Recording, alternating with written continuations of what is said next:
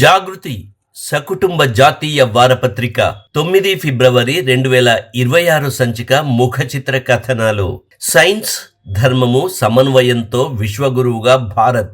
విజయవాడలో తెలుగు రాష్ట్రాలకు డాక్టర్ మోహన్ భాగవత్ సందేశం. సంఘం అర్థం కావాలంటే సంఘకు రావాలి.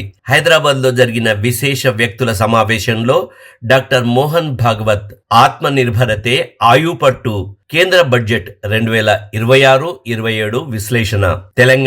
తెలంగాణకు తోడ్పాటుగా కేంద్ర బడ్జెట్.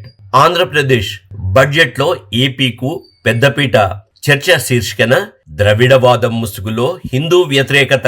ధారావాహిక నవల గణపతి దేవుడు. అంతర్జాతీయంలో ఐరోపాతో చారిత్రాత్మక ఒప్పందం. ఫిబ్రవరి 15 మహాశివరాత్రి సందర్భంగా సదాశివ ప్రణమామ్యహం. నివాళిలో అజిత్ మరణంతో శరద్ కు రాజకీయ సమాధి. ఫిబ్రవరి 11 మాఘ బహుళ ఏకాదశి గురూజీ జయంతి సందర్భంగా ప్రత్యేక వ్యాసం.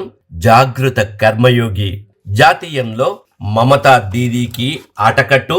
మార్క్సిజం శ్రీరామరాజ్యంలో రాజనీతి శాస్త్ర వికాసం. ఛాయాచిత్ర వార్తలో ఆది భిక్షువు గూటికి వటవృక్షపోటు. ఆత్మనిర్భరతే ఆయుపట్టు.